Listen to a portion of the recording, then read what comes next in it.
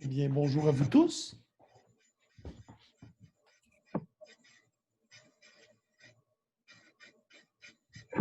On se joint.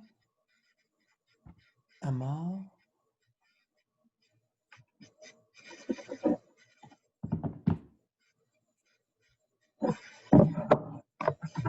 Bonjour, Bonjour, ça va bien, Amar? ça va très bien, merci et vous? Nous avons presque tout le monde aujourd'hui. Mohamed est-il présent avec nous? Oui. OK. As-tu encore un problème avec ton SQL développeur et ta BD? Jusqu'à hier, oui, mais je suis en train de les redémarrer maintenant, puis je vais voir s'il y a encore ce problème. OK. Puis si tu as une problématique, de toute façon, aujourd'hui, il va y avoir une grosse partie labo parce qu'en fait, c'est de la matière qu'on a pas mal vue dans le cours d'application web, mais on l'a vu rapidement. Donc, aujourd'hui, on fait le langage de définition de données, soit les create tables, les alter tables et les contraintes, soit non nulles. On va reviser la matière. Je vais garder un tempo très rapide. Par contre, je veux que vous compreniez. Alors, arrêtez-moi si ça va trop vite. Vous avez 2 diaporamas et suite à ça, un laboratoire. Et il faut que je vous dépose 2 fichiers qui sont les fichiers de démarrage du laboratoire. Donnez-moi 2 petites secondes. Je vais être sûr que vous avez tous les morceaux pour être capable. Voilà. Celle-là ici.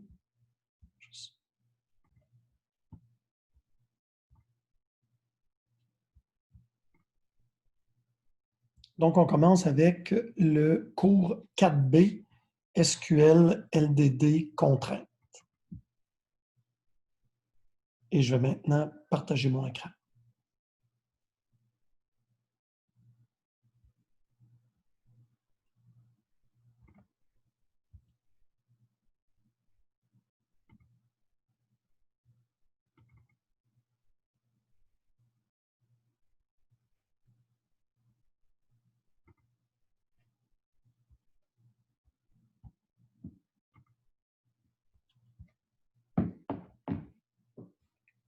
Bon, mon PowerPoint a un petit peu de difficulté à démarrer. Je vais le refermer.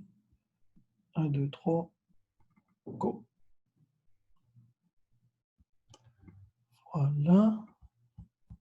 Et là, je vais partager mon application PowerPoint.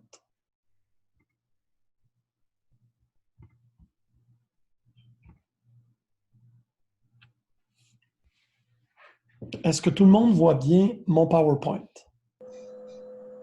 Ouais. Oui? Mhm.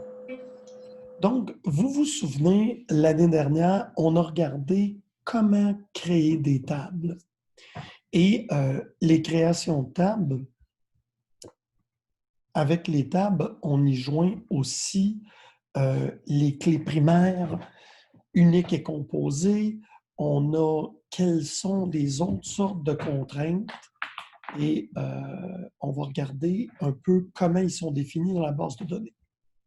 Alors, si on se souvient bien, le langage de définition de données, m'assurer que l'enregistrement est parti, par exemple. Oui, c'est bon. Nous permet de créer des tables. DDL, Data Definition Language, en français, LDD. Alors, on va créer des énoncés, ça va créer des objets dans la base de données. Donc, il y a à voir ici, si vous le voulez, il y a la référence de tout l'LDD pour la version 12 d'Oracle qu'on utilise. Ça, c'est les objets de la BD. Le LDD ne crée pas que des tables. On peut créer des tables, des index pour accélérer les recherches, des séquences pour générer les clés primaires, faire des vues et créer des synonymes pour ne pas avoir besoin de toujours mettre le propriétaire d'un objet devant son nom. Les règles de nom que vous devez savoir. Tous les objets Oracle, que ce soit un utilisateur, que ce soit une table, un index. Jusqu'à la version 12C Release 2, là, la deuxième version de la 12C, ceci s'appliquait. Maintenant, vous devez savoir qu'il est possible d'avoir des noms plus longs. Il est possible d'utiliser majuscules, minuscules, mais pour les besoins du cours ici, un objet oracle doit débuter par une lettre, contenir un maximum de 30 caractères, alphanumérique A à Z, 0 à 9, et les seuls symboles qui sont permis, c'est sous-tiret, dollar et dièse. Puis il ne doit pas être un mot réservé oracle. Tu ne peux pas avoir une table qui s'appellerait select. Et dans un schéma, on peut avoir un seul objet qui a un nom. Tu ne peux pas avoir deux fois, par exemple, la table client. On va apprendre create table, alter table pour les modifier, drop pour l'effacer, truncate pour vider l'espace. Truncate puis delete, c'est un peu les mêmes choses, mais truncate va plus rapidement que delete parce qu'il ne log pas les opérations. Et on peut aussi maintenant renommer une table. Alors, create table, ça a l'air de ça. Du temps que je vous explique, je vais quand même démarrer ma machine virtuelle. Ceux qui ne l'ont pas fait, je vous suggère de démarrer votre machine virtuelle parce qu'on va faire beaucoup d'exercices et de création d'objets. Puis partez aussi votre SQL développeur.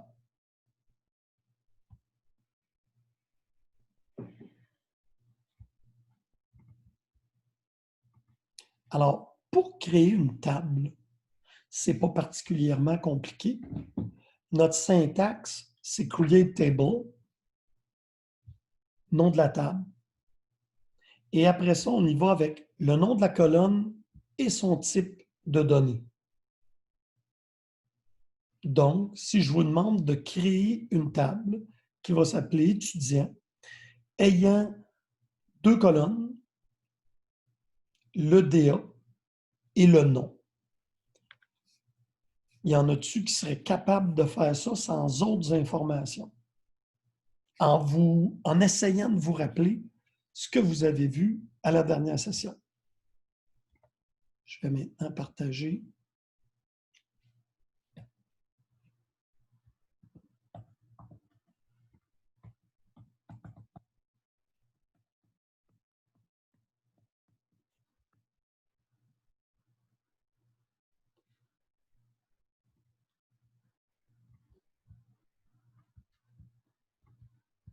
Est-ce que vous voyez bien mon SQL développeur?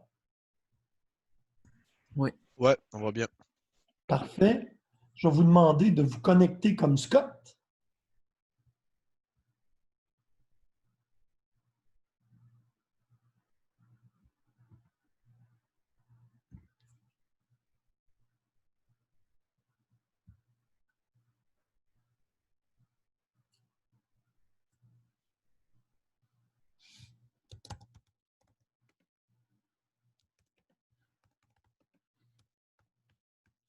Je vérifie que tout est fonctionnel. OK, je suis dans mon environnement.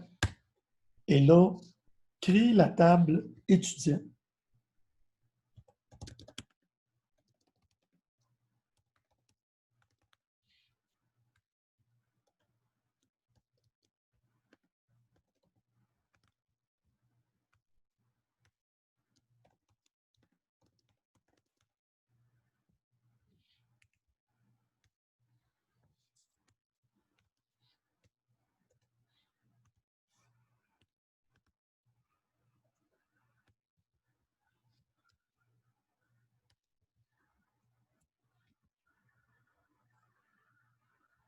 Il y en a-tu qui ont été capables de faire ça sans regarder?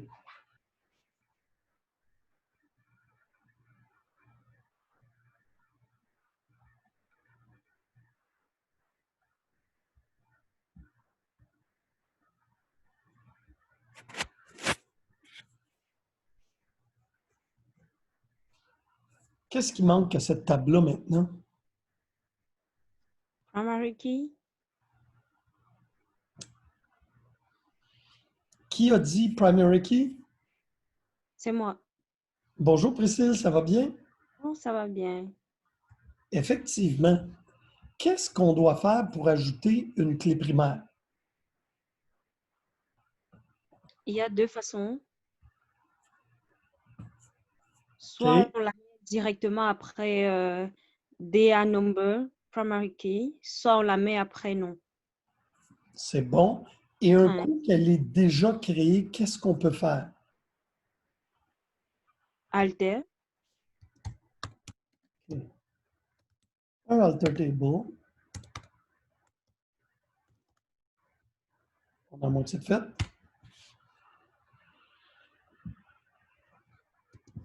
Add, si je me rappelle, je ne fais pas par cœur, moi, tout.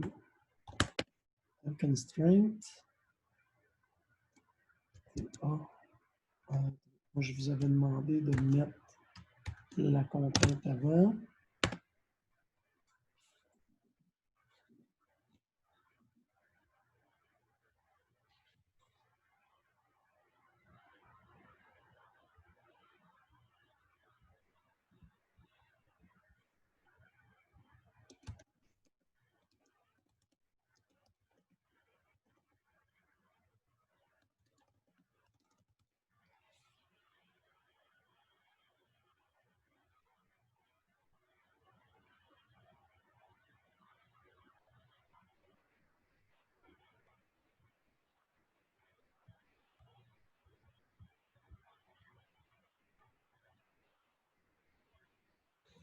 Alors, il s'agit de lui mettre après ça le fait que c'est une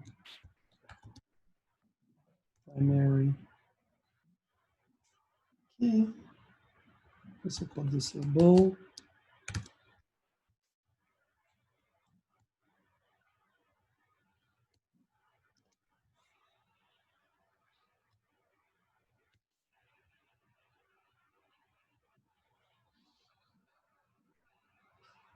Donc, on vient de reviser comment créer une table. C'est toujours de la même façon.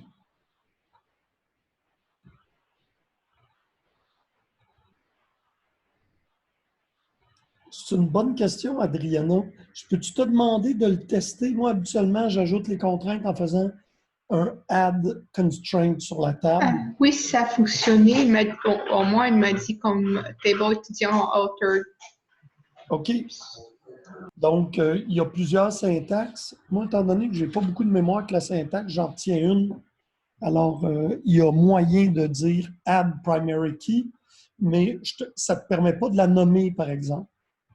Et au niveau des contraintes, on recommande de les nommer parce que quand on fait des selects dans le dictionnaire de données, tu sais, PKDA, tu sais très bien qu'est-ce que ça veut dire.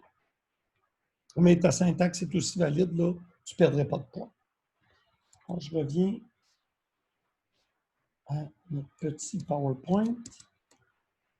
Donc, vous comprenez que je vais maintenir un tempo très rapide puisque je vois que cette matière-là était quand même pas mal possédée par rapport au cours des applications. Si vous n'êtes pas surpris, je fais un new share, je reviens avec ça ici. Monsieur?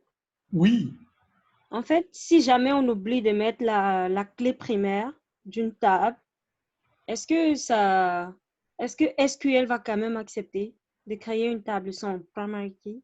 oui, oui, c'est exactement ça que j'ai fait d'ailleurs. J'ai fait mon create table, pas de primary key, et c'est l'exercice du laboratoire. Fait que vous Créer les pouvez... éléments aussi. Genre, on fait les attributs également. Oui, Ah, d'accord. donc il faut toujours que tu mettes des attributs. Tu ne peux pas avoir une table sans attributs. Mais un coup que tu l'as mis, même si tu avais oublié de mettre des contraintes, tu peux par la suite les mettre. Et d'ailleurs, je vais vous dire que même dans le cas de vos stages, moi, régulièrement, j'ai des étudiants que je supervise qui me disent, Monsieur, on travaille en quelque part, puis les gens n'ont pas mis de contraintes. sur les tables. Ça, c'est du monde qui ne connaissent pas les bases de données. C'est au minimum, là, les contraintes, on va voir lesquelles il faut toujours mettre. Donc, on a appris à faire une table qui était un select sur une autre table. Je ne reviserai pas ça. Je vous dis, ça peut être fait. Et là, ici, on a un bel exemple. La syntaxe de base de création des tables, c'est lui. Create table, nom de la table, colonne, type et contrainte. Puis on a un bel exemple ici. Create table de X produit, ID produit number primary key. Ça, c'est une contrainte. Nom produit varchar 2, la grandeur not nulle. Deuxième sorte de contrainte. Alors, prenez note de cette diapo-là. Vous allez probablement en avoir besoin pour réaliser les exercices. Et comme nous disait Priscille tantôt, on peut aussi directement, lors de la création de la table, faire colonne, contrainte, nom de la contrainte, primary key. Puis dans le cas d'une primary key, j'aurais pu dire juste primary key. ID produit, ici, j'aurais pu faire primary key. Mais c'est quoi le problème si je fais ça? Au lieu de faire ce qui est écrit en bas ici.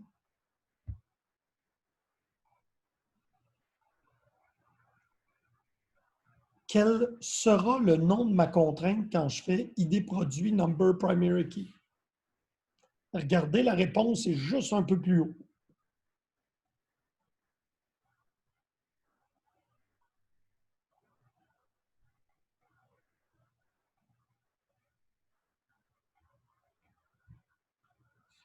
Ça va lui donner un nom par défaut. Oui, et le nom par défaut, il est toujours SYS souligné, puis là, il rajoute une séquence de nombres. Alors, c'est pour ça qu'on vous recommande de toujours, au lieu de faire ça ici que je vous ai mis là, c'est virgule, et tu rajoutes ta contrainte.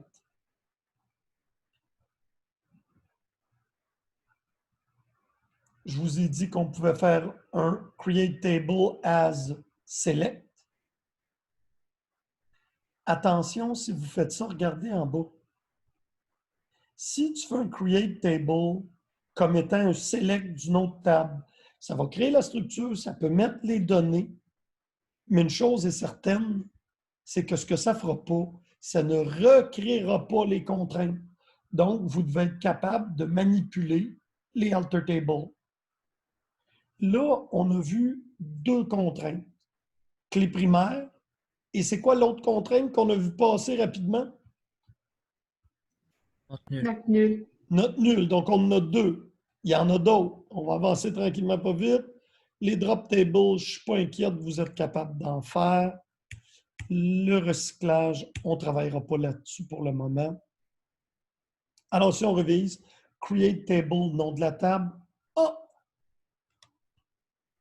Est-ce qu'il y en a qui se souviennent à quoi ça sert, ça? Quand je mets aux côtés de la définition d'une colonne, default, puis je rajoute quelque chose. Celle qu'on a fait souvent, là. Dans le par défaut? Qu'est-ce que ça va mettre dans la colonne que j'ai mis là? Puis c'est quoi la condition où ça va le mettre? En fait, si on ne met rien dans la colonne, quand on remplit la ligne, ça va automatiquement remplacer la date par sysdate, par la date du jour. Le prof, il n'y a plus rien à dire. Je dois dire, Priscille, que tu as une sacrée bonne mémoire. Alors, comme Priscille l'a dit, quand on met un default sur une colonne, si on ne met rien, et par rien, j'entends rien, même pas un nul, vous souvenez-vous? C'est quoi la différence entre rien et nul? Rien, ça va être comptabilisé dans tout ce qui est calcul et tout, alors qu'un nul, ça se comptabilise pas. N'importe quelle comparaison avec un nul, ça donne quoi? Nul aussi. Voilà. Alors, c'est quoi le mot-clé pour traiter les nuls? Parce qu'on s'en vient. À partir du prochain cours, on va faire du PLSQL. Là, on va vraiment faire de la programmation avec le langage de la base de données Oracle. Mais là, vous allez manipuler, retourner du matériel et effectivement, j'ai Adriana qui m'a donné la réponse, qui est-ce qu'il y a quelqu'un d'autre qui veut se risquer verbalement? Wallace. Coalesce. Bravo, c'est Coalesce. Donc, Coalesce, ça me permet, on fait Il y en a- toujours un... il y en avait aussi un autre qu'on ne devait pas utiliser parce qu'il était plus vieux, me semble. Lui, par contre, je l'ai oublié. Je te l'ai mis à l'écran. Ah voilà, NVL, oui. Coalesce, habituellement, tu mets ta colonne, virgule, et la valeur que tu vas avoir si elle est nulle. Donc, ici, là, je vais faire semblant que c'était colonne 1, le nom de ma colonne. Alors, si on regarde ici le coalesce, si la colonne 1, la valeur dans la colonne 1 est nulle, qu'est-ce que ça va retourner, ce que j'ai mis à l'écran?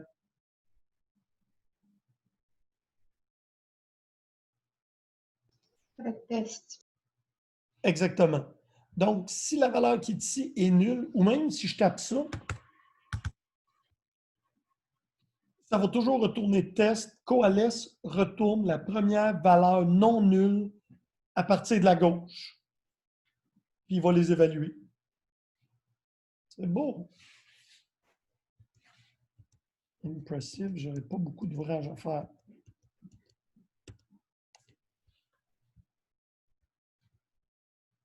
OK, ça, c'est les types avec lesquels vous allez travailler pour le reste de la session encore. Vous avez encore besoin de les avoir parce que en PLSQL, les types sont à peu près les mêmes qu'en SQL. Donc, vous allez avoir besoin des varchar pour mettre vos caractères, des numbers pour mettre les nombres que vous allez manipuler, des dates. Et là, je ne travaillerai même pas avec ça. Fait qu'en fait, varchar number date, on va dire, c'est pas mal ce que vous allez faire. Les autres types de données, il y en a d'autres. Vous n'êtes pas obligé de les maîtriser, à moins que je vous fasse faire du développement, puis je vous fasse, mettons, placer une image dans une colonne. Là, vous devez savoir c'est quoi un blob. Mais on ne travaillera pas beaucoup avec ça, je vais être honnête avec vous. Alors, voilà l'exemple. Ici, on a 1, 2, 3, 4 colonnes avec un default.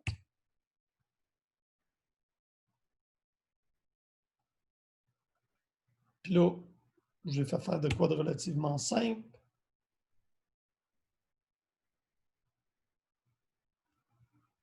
OK, je vais vous demander de modifier la table étudiant que vous avez créée pour forcer un non nul dans le nom. C'est,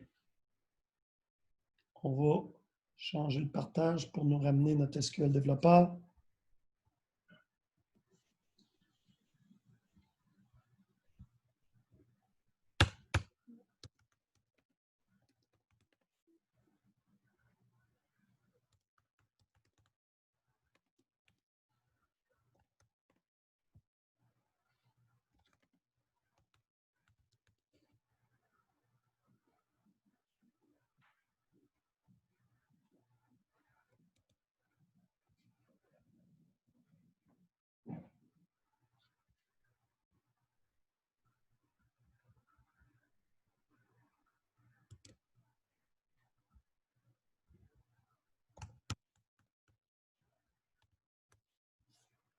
Donc, modifier, qu'est-ce que ça permet de faire dans le alter table?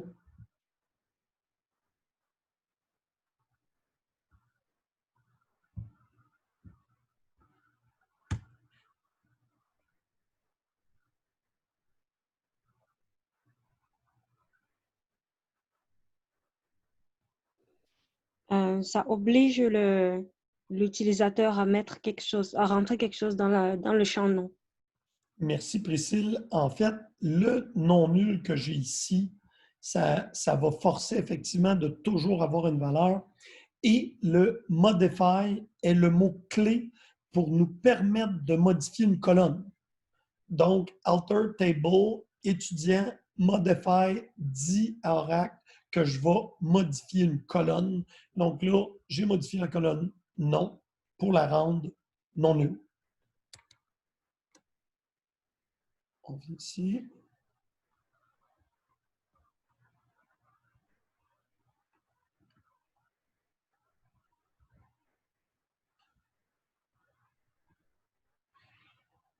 Sous requête, on l'a vu.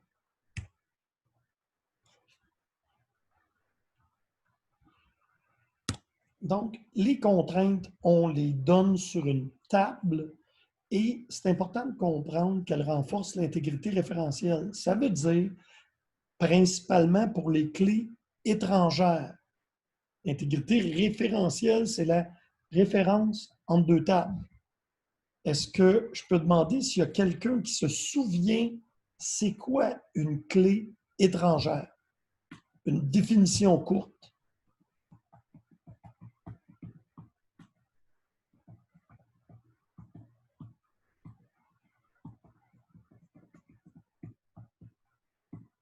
Envoie donc Adriana. Tu sais quoi? Ouais, c'est une clé primaire d'une autre table, comme a dit Christian. Christian, c'est tellement clair. Merci beaucoup. C'est en fait ce qui va permettre, entre autres, si on crée une autre table qu'on appelle faire deux autres tables. Une qu'on va créer des cours et une table de cours inscrits. Alors, allez-y, créez une table de cours qui va avoir un ID cours puis un nom. Donc, on y va. Je vais repartager mon SQL développeur. Et table cours.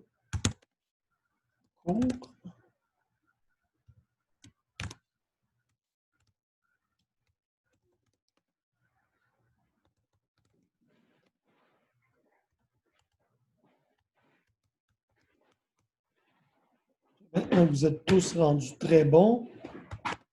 Mettez les contraintes tout de suite.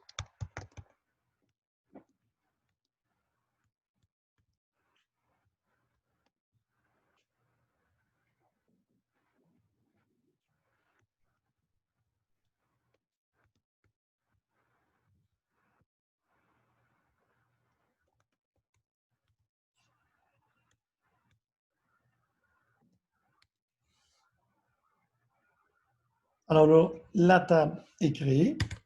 Et là, on veut une table qui va s'appeler cours inscrit, qui va mettre en relation un étudiant avec un cours.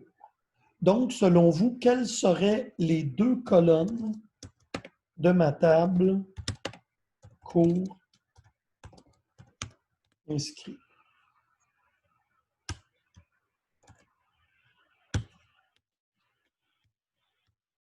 Je vous écoute.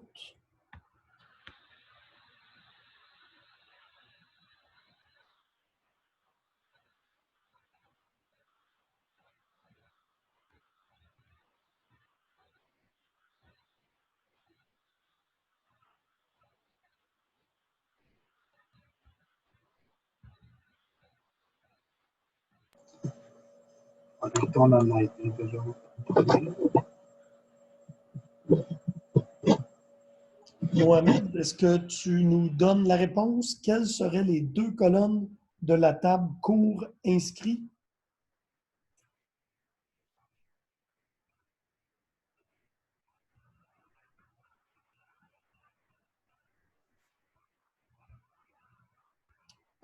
Oui, mais étant donné que, j'aime ça, tu as mis ID étudiant, mais on a mis DA comme étant l'APK Mathias.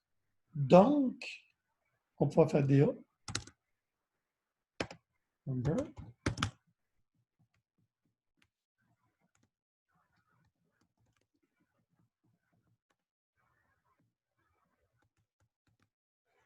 Et là, tu as effectivement pris la peine de nous dire mais ça va me prendre DFK. Tu as raison, on va les ajouter après. Ça va continuer à nous faire reviser. Il n'y a pas de problème, Ashley. Et effectivement, on va, Mohamed, ajouter un foreign key sur le DA de la table cours inscrit et le ID du cours vers le cours. Donc, on va créer notre table, comme ça. Et là, on sait très bien qu'il nous manque les clés étrangères. Donc, les clés étrangères s'appliquent toujours sur la table qui fait le lien. Donc, on fait un alter table pour inscrit.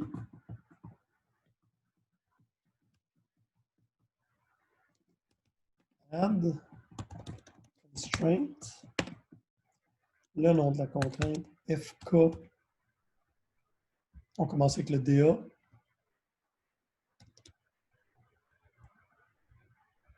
Oh, moi, ça va-tu te le faire? Attends, parce que ça choque.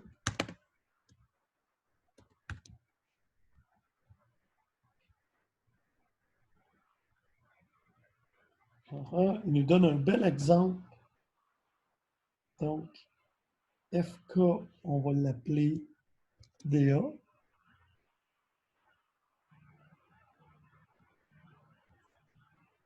La foreign key, c'est DA. Référence, on n'a pas besoin. Ça, c'est la table des étudiants.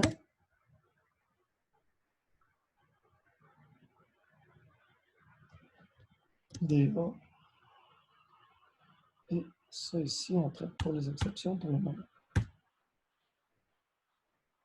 Alors, pour rajouter une contrainte de clé étrangère, add constraint, je l'ai nommé. Foreign key est sur quelle colonne de notre table ici qui est cours inscrit et elle pointe vers quelle table, quelle colonne. Et là, on a le même boulot à faire pour la table des cours.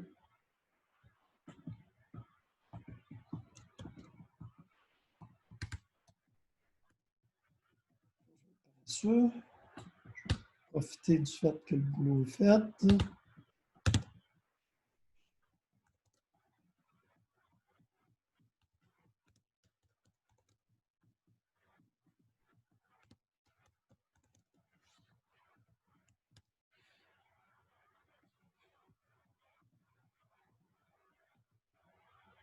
Pas étudiant naturellement. Cours.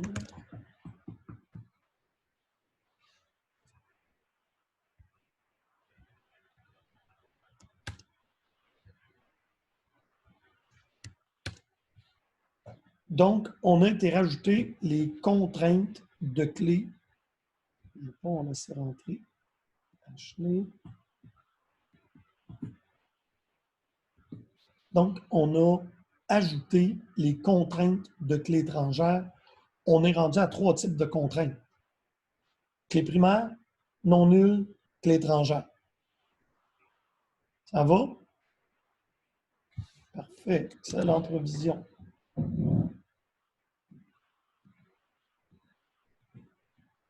Toujours, en fait, c'est une bonne question que nous pose Adriana.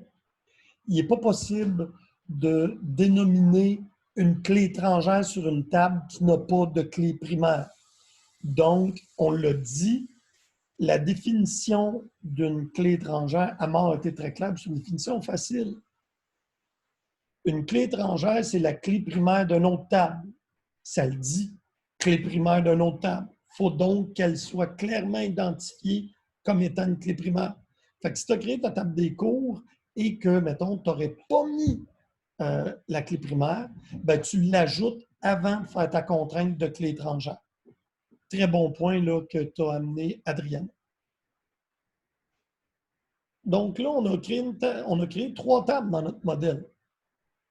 Étudiant, cours et une table d'intersection qui va me permettre de résoudre mon plusieurs à plusieurs.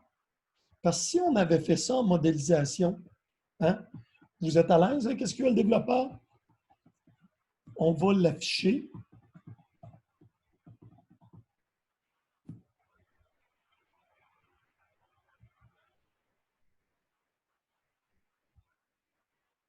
Puis je vais juste vous le dessiner.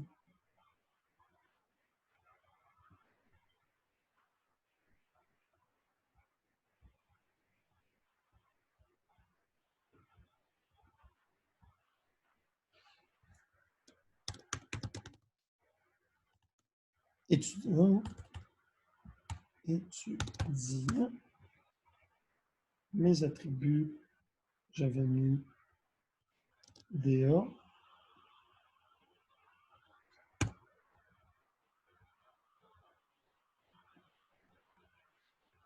Number, clé primaire, ajouter, nom,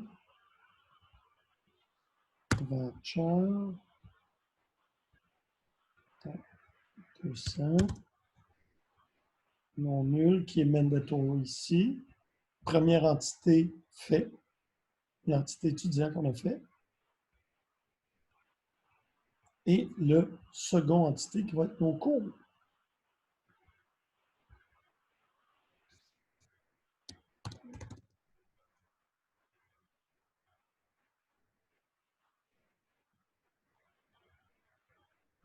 Là, on a dit que c'était un ID court, logique, numérique,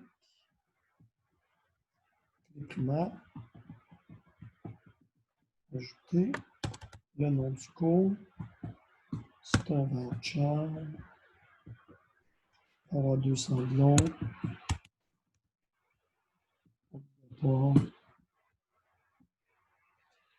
et là, c'est important de comprendre, j'aurais eu le droit de rajouter la table si je le désire, mais en fait, quand on modélise, on a le droit dans le modèle logique de venir mettre un plusieurs à plusieurs.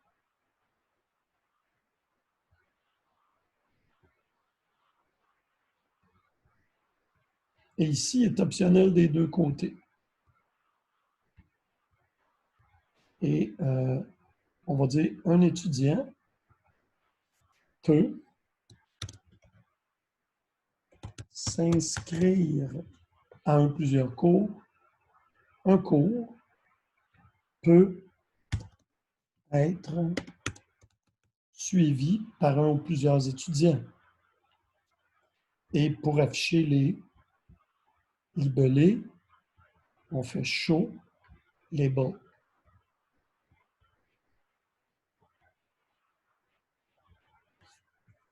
Alors ça, c'est le modèle qu'on a fait à date. Et je vous pose la question, comment ça se fait? Est-ce que j'ai juste 2 tables ici? Qu'est-ce qui se passe? Est-ce que c'est bon, ça? J'aimerais ça avoir une petite discussion de groupe là, sur... J'ai été capable de dessiner ça. Mais comment je vais être obligé de le faire dans la base de données? Si je transforme ça en modèle relationnel, il se passe quoi? Il va créer comme une table au milieu parce qu'on ne peut pas faire plusieurs pour plusieurs. C'est la bonne réponse. On va même le regarder. Monsieur, c'est juste dans le cas de plusieurs qu'une troisième table se crée. Oui, toujours. Étant Ok. donné que quand on dessine des tables, on ne peut pas faire un lien plusieurs à plusieurs. Donc, la façon d'implanter un lien plusieurs à plusieurs, c'est de créer une table d'intersection dans laquelle on va mettre les 2 foreign keys. Ok, merci.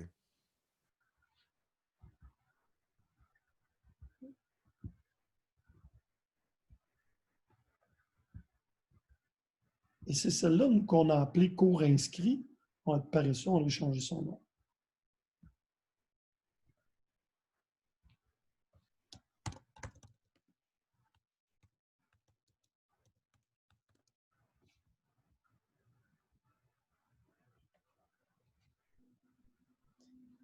Donc, j'avais mis une PK, il l'a mis et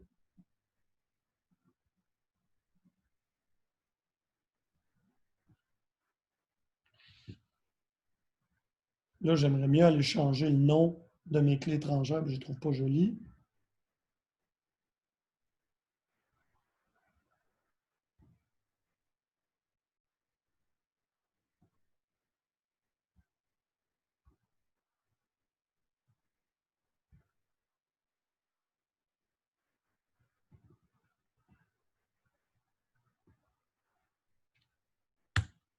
Nous, on a l'habitude de mettre devant FK underscore. On va mettre ça un peu.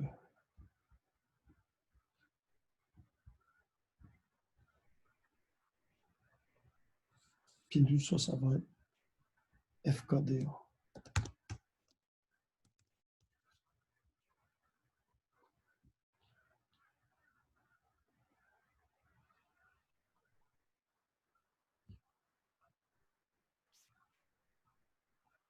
Et il nous a créé une PK. Pourquoi?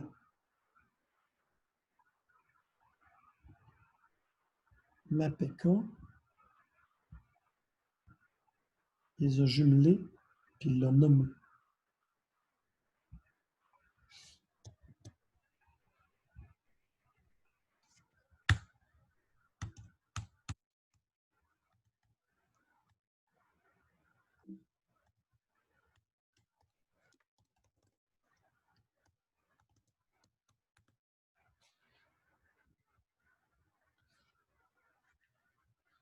Alors, si je vous pose la question ici, la PK, qu'est-ce qu'elle va s'assurer? Pourquoi la PK des cours inscrits, là, qu'est-ce qu'elle a de particulier, cette clé primaire-là?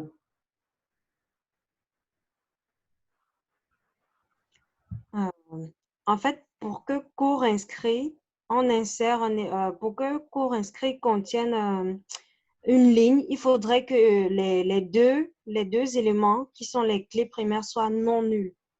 Il ne peut pas y avoir, par exemple, un élément juste avec le DA de l'étudiant ou bien juste avec le cours, le cours simple. Il faudrait que les deux clés aient des éléments pour que ça inscrive une ligne au moins une ligne dans le cours inscrit.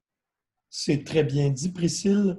Donc, en ayant une clé primaire qui est sur les deux champs concaténés, c'est une clé composée, une clé primaire composée de deux colonnes.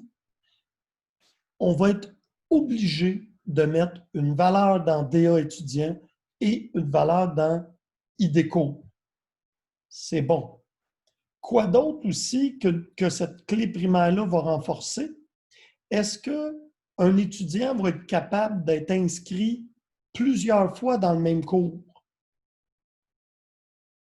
Oui. Et la réponse, c'est non. Donc, merci d'avoir fourni une réponse, d'avoir essayé, Priscille. Si ma clé primaire est composée de deux colonnes, je n'ai pas le droit d'avoir les mêmes valeurs plus d'une fois. Donc, si ton DA est là avec, mettons, mon cours, tu ne peux pas, et je ne vous dis pas que c'est une bonne façon de faire, là, parce que tu me dis, oui, mais monsieur, si je ne réussis pas mon cours, je dois être capable de me réinscrire. La situation est théorique ici. Si tu as une clé primaire qui comprend deux champs, la combinaison des deux champs doit aussi être unique. Elle doit posséder des valeurs, comme Priscille l'a dit auparavant. Qui plus est, cette combinaison-là doit être unique, car une clé primaire, c'est la combinaison de deux attributs de contrainte. Non nul et unique. Voilà. Mais c'était ça mon question. Comment on fait pour créer la clé primaire quand il y a plusieurs d'éléments? Parce qu'on peut comme avoir des clés primaires avec 2, 3, 4 différents éléments. On fait comme clé primaire. Dans les parenthèses, on met les colonnes différentes. Exactement ça. C'est une bonne question. En fait, hein, si je prends ça ici et que je fais un file, Data Modeler, Export DDL. Mais monsieur, Oui, en fait, ce qu'on dit là, c'est qu'un étudiant peut être inscrit à plusieurs cours. oui, Donc, mais un même ID étudiant et plusieurs ID cours combinés à ce ID étudiant. oui, mais il ne pourra jamais être inscrit 2 fois au même cours. Ah non, non. OK, donc on se comprend bien.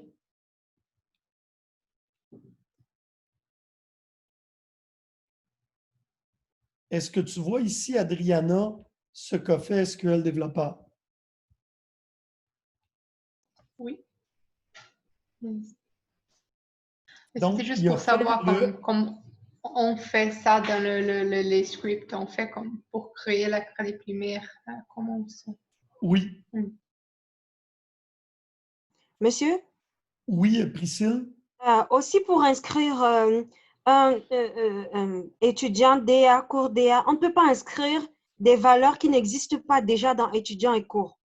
Merci Par beaucoup. exemple, on a un étudiant qui vient d'arriver, on ne peut pas l'inscrire dans cours inscrit sans l'avoir inscrit dans étudiant à la base ou dans cours à la base. Et voilà, en fait, donc, on a parlé premièrement que les 2 valeurs devaient être remplies, étant donné que j'ai une clé primaire qui est composée.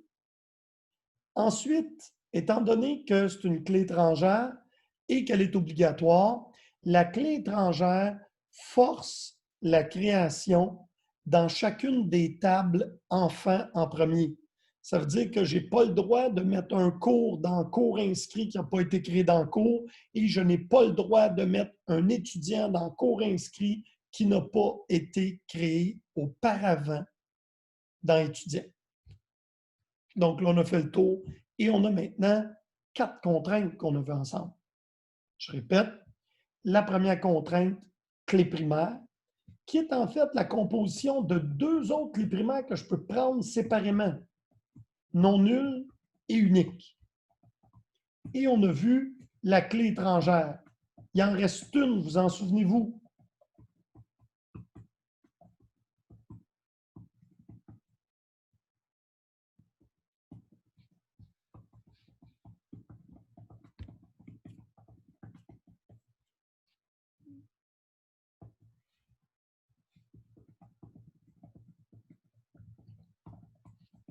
Si on ajoutait le champ âge et qu'on voulait valider qu'il n'y a personne qui a plus de 100 ans automatiquement avec une contrainte. Merci Mathias. Ce serait effectivement un check constraint et ce serait la 5e contrainte. Et on va revenir ici. On pourrait ajouter, tiens, modifier la table étudiant pour ajouter le champ, le champ date de naissance. Souvenez-vous comment faire ça? C'est un alter table. Puis on va ajouter une colonne.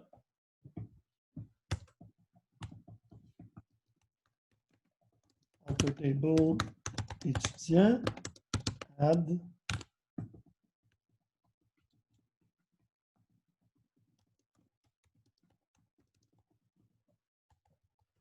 Je vais juste mettre naissance.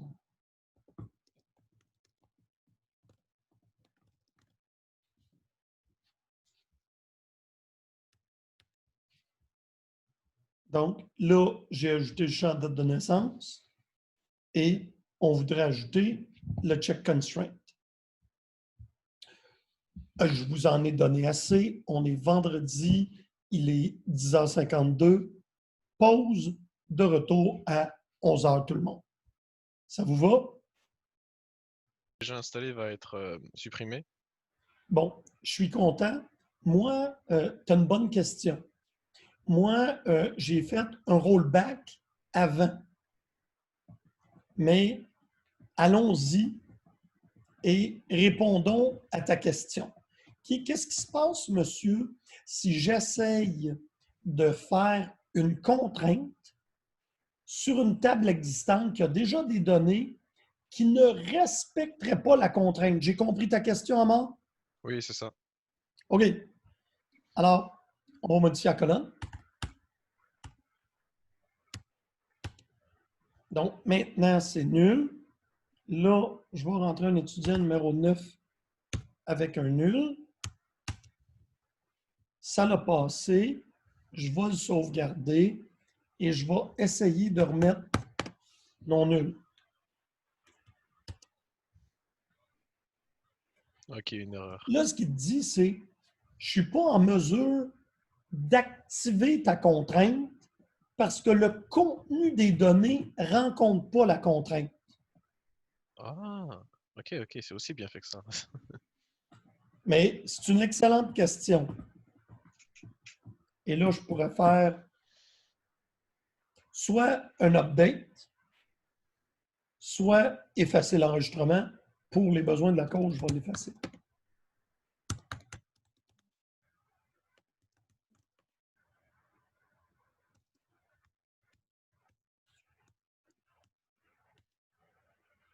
Et là, je vais être capable de le refaire.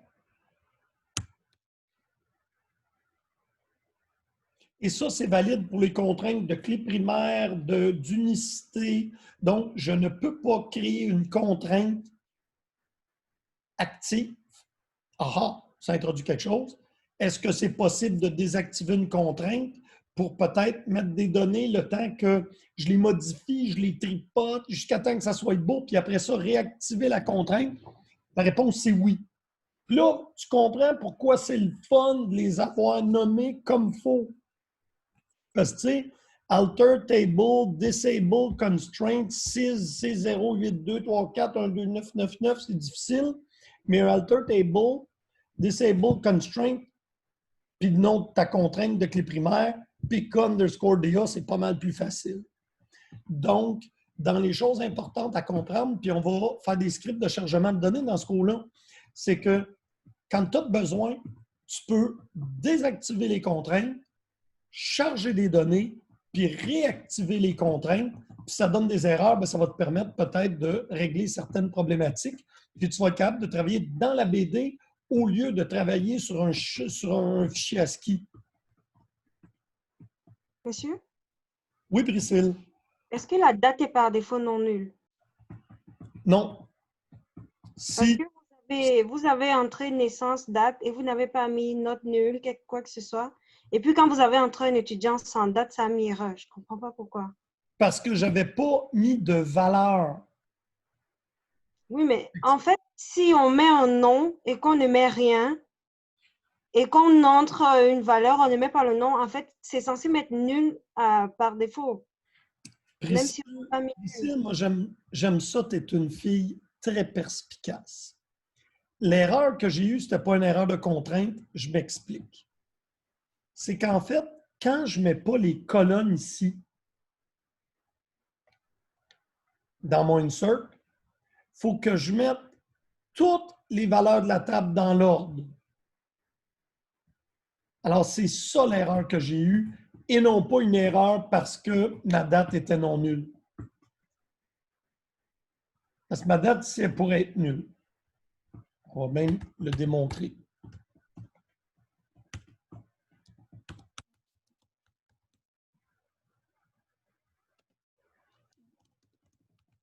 Si tu me permets d'utiliser ton nom, Priscille. Oui.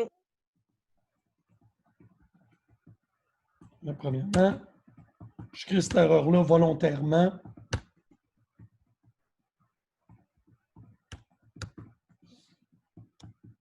Laissez-moi juste vider les erreurs, ça va être facile de la comprendre.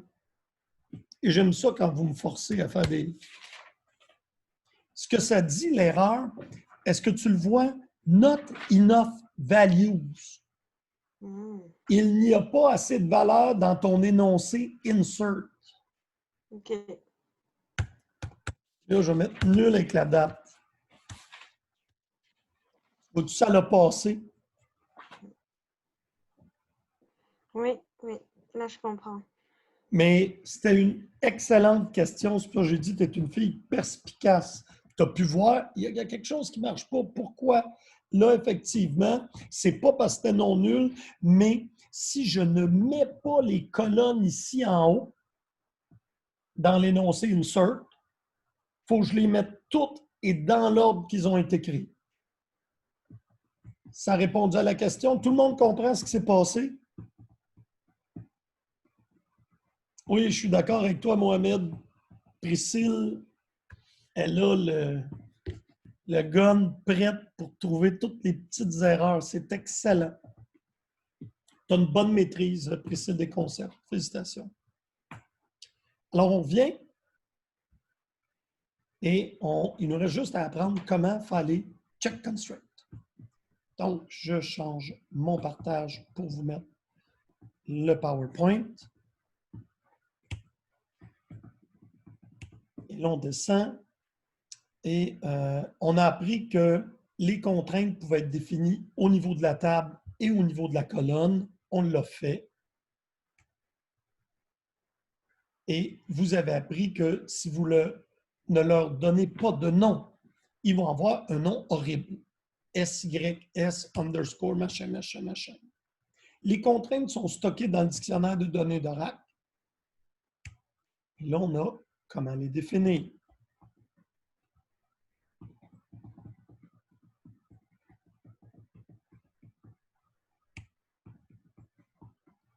Donc, contrainte de clé primaire nommée. Vous pouvez réviser, vous avez le droit à ça quand vous allez faire votre exercice. Contrainte de clé étrangère nommée. Et lorsqu'on a revisé nos concepts de clé étrangère, vous m'avez dit qu'on était obligé d'avoir l'enregistrement dans la table référencée, sinon ça donnerait une erreur. C'est effectivement vrai.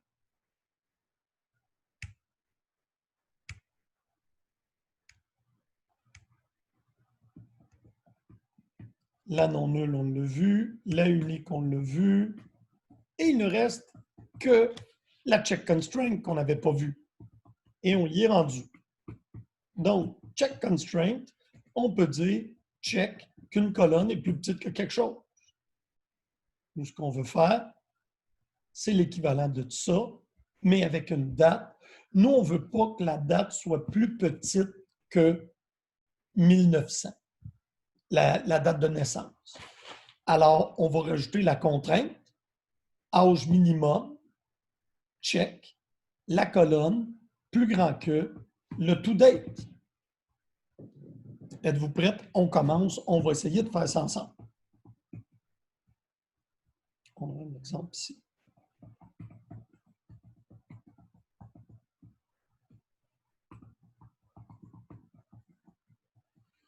Donc, on va faire alter table.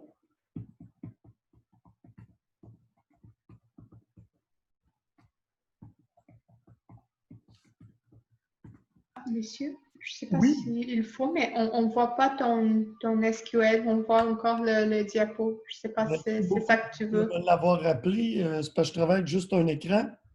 Il faut que je pense. Merci beaucoup, Adriana. Alors, alter table étudiant, modifier, mais en fait, on va ajouter une contrainte. Add, constraint,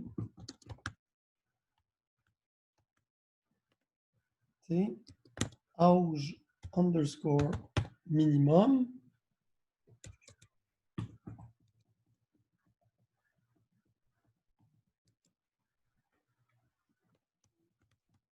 Check. Et le check constraint, toujours entre parenthèses, que naissance soit obligatoirement plus grand que... Oh, excusez, j'ai dû garder mon to-date en quelque part. Non, je vais devenir bon pour faire des to-dates.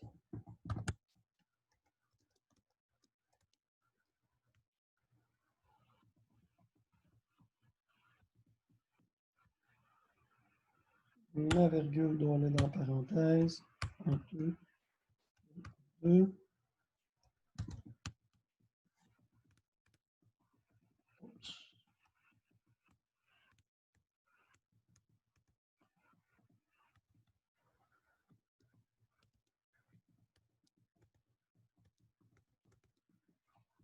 Donc, je modifie la table étudiant. Je n'ai pas besoin de faire ça. Je peux juste faire Add Constraint. Je vais avoir une parenthèse de trop. Donc, ça va être plus facile si je fais ça. Donc, Alter Table étudiant. Ajoute la contrainte âge minimum. Ça, c'est le nom que je donne à la contrainte. Et habituellement, on met le préfixe CK parce que c'est un check constraint. Check l'âge minimum. Et la contrainte, ça va être s'assurer que la date de naissance est plus grande que le 1er janvier 1900. Et maintenant, on va essayer. Priscille, là, je vais te vieillir pas mal. Ne prends pas ça personnel.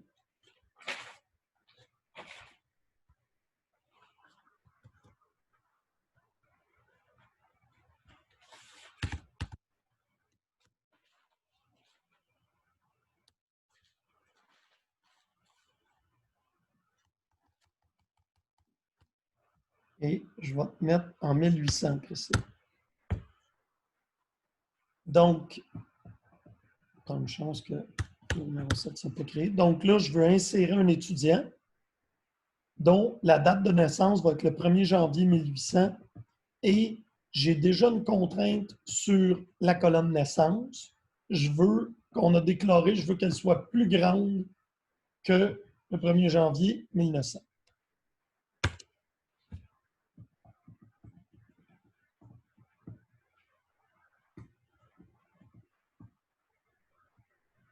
Donc, c'est beau, tout le monde a compris comment travailler avec un check constraint.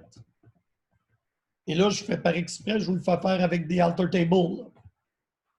On peut toujours prendre un modèle de données qui a mal été fait. Tant qu'à moi, c'est mal fait s'il n'y a pas de contrainte. La base de données est là pour faire ce renforcement-là. Et là, je vous l'apprends sur Oracle, ça fonctionne sur MS SQL, sur MySQL. Ce que vous voyez là fait partie du standard SQL. Et c'est toujours une excellente pratique que de contraindre nos données. On va s'assurer qu'il n'y a pas des cochonneries qui viennent s'insérer dans nos tables. Ça termine ici le premier.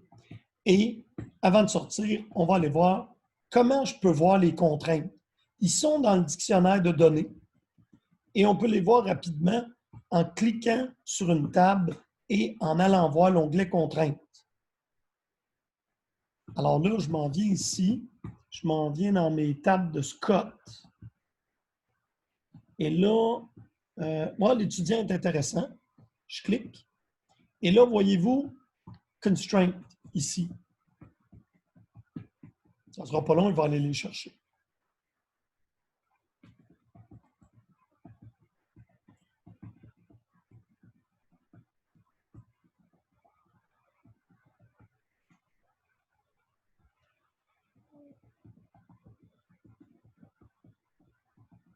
Et voilà. Alors, voyez-vous, je n'avais pas nommé ma contrainte, note nulle. Il a donné l'espèce de nom bizarroïde. Mais j'ai nommé mon check constraint et ma primary key. Est-ce que ça va? Donc, on a maintenant terminé le premier PowerPoint. Je vais le fermer.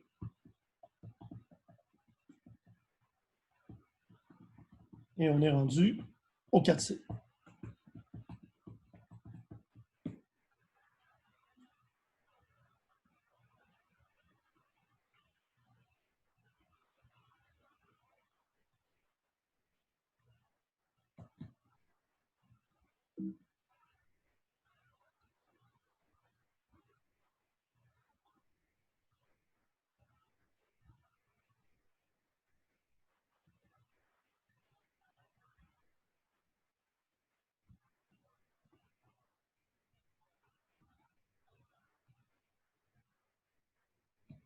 Je vais maintenant partager mon PowerPoint que j'ai ouvert.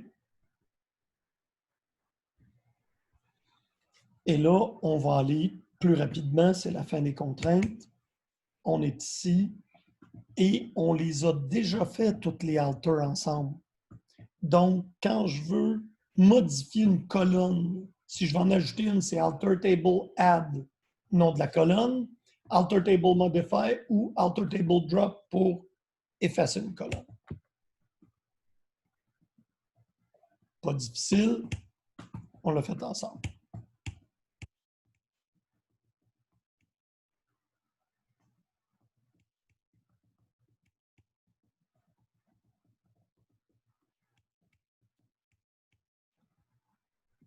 Excusez si je vais rapidement, mais on a tout fait ça et vous l'avez en référence.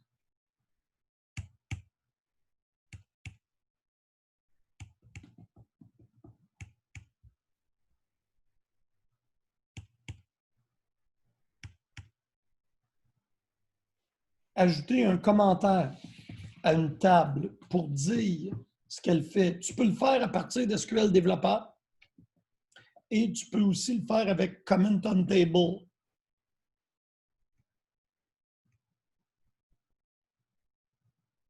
L'ajouter les contraintes, on l'a fait. Ce que je vous disais tantôt, Disable Constraint. Alter Table, Disable Constraint te permet de désactiver la contrainte, le temps peut-être de faire des insertions dans la base de données, arranger tes données, puis tu le réactives. Puis pour le réactiver, y a-t-il quelqu'un qui veut s'essayer? Ça serait quoi la commande? Alter Table, puis au lieu de Disable, on mettrait quoi? Table. Enable. Enable Constraint, effectivement. Ça réactive la contrainte.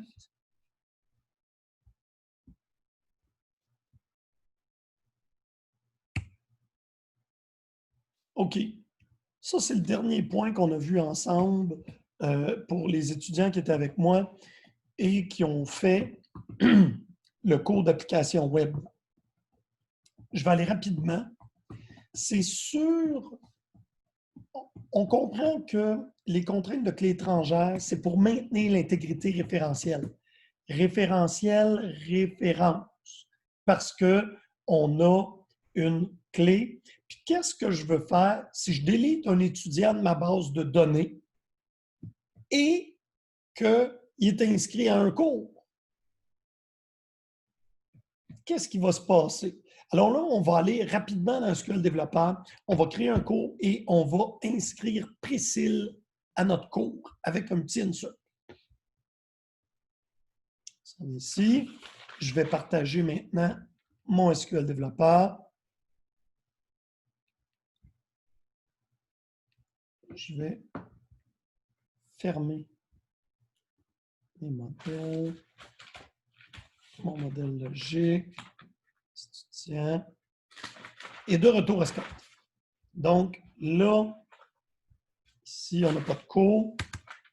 Alors moi, je vais créer, même seulement, je donne mon truc.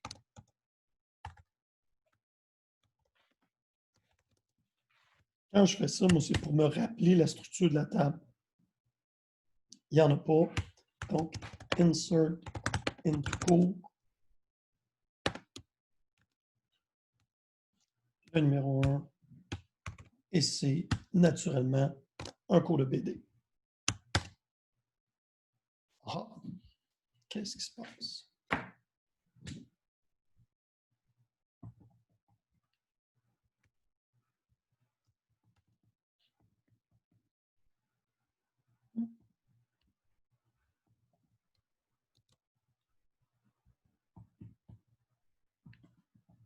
Ah, j'ai oublié le mot value. Excusez.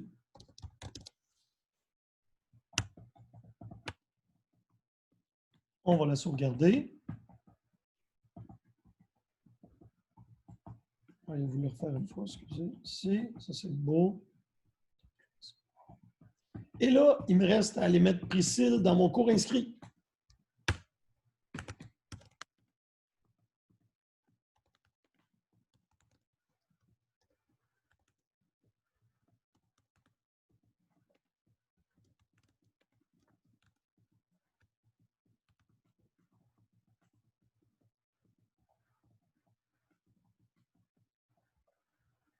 Cours inscrit, c'est le DA qui est en premier. Donc, Priscille, c'est 7.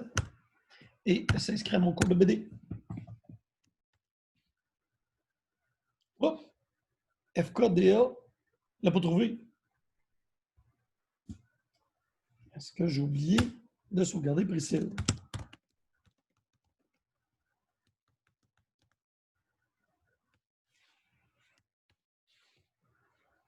Priscille, je m'excuse, je ne t'ai pas sauvegardé.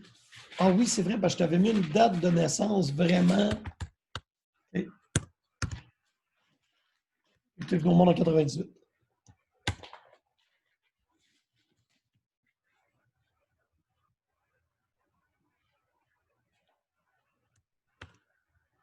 Priscille, je t'ai maintenant inscrit dans mon cours. Là, Priscille est choquée après le collège, puis elle dit, moi, je ne veux plus rien savoir de l'informatique. Je m'en vais maintenant faire de la musique. Alors, on va vouloir l'effacer. Au lieu d'être un select from étudiant, on va faire un delete.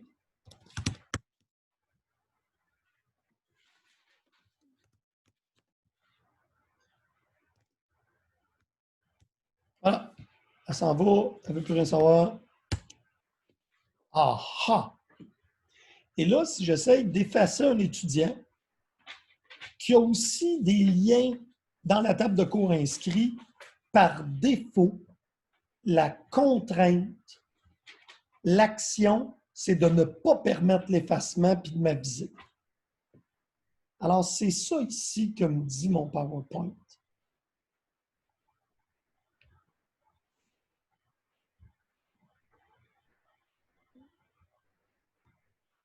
L'action, on delete, no check. Donc, je ne permets pas l'effacement. No action. Et on pourrait changer. Ça, c'est la valeur par défaut. On delete, no action. J'arrête. Je rejette. Mais j'aurais pu dire le cas le plus bon. Puis là, tu l'as pour les updates puis les deletes, les update insert. Celui qui est probablement le plus utilisé lorsque ce n'est pas l'action par défaut, c'est faire on-delete cascade. Et si je fais un on-delete cascade quand je définis ma contrainte de clé étrangère, y a-t-il quelqu'un qui va me dire qu'est-ce qui se passe si je délite Priscille? Il faut delete l'entrée d'un cours inscrit aussi. J'ai rien à dire. Voilà. Vous maîtrisez, c'est un grand mot, mais tous les concepts du langage de définition de données. Alors, ce que je vais vous demander maintenant, c'est de commencer le laboratoire. Vous devez rouler en tant que Scott le script que je vous ai fourni. Puis après ça, dans le PDF, là, il a modifié ça pour mettre ça, modifié ça pour mettre ça, modifié ça pour mettre ça, pour vous rendre à l'aise avec les concepts de langage de définition de données. Parce que c'est quelque chose que vous avez vu en application web, mais qu'on n'a pas pratiqué rien. Mais là, je vois que les concepts sont très bien compris. On va faire un petit peu de pratique, ça va être fait.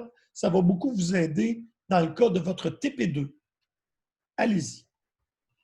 Je ferme ça ici. Le TP, on va voir quand? Bientôt. Je pense qu'on va essayer de faire ça pour la semaine prochaine avec d'affaires. Mais on voulait vous faire un peu de PLSQL dans le TP. Alors, c'est pour ça qu'il fallait avoir un peu de couverture sur le PLSQL, mais on commence la semaine prochaine. Là, je vais mettre l'enregistrement en pause.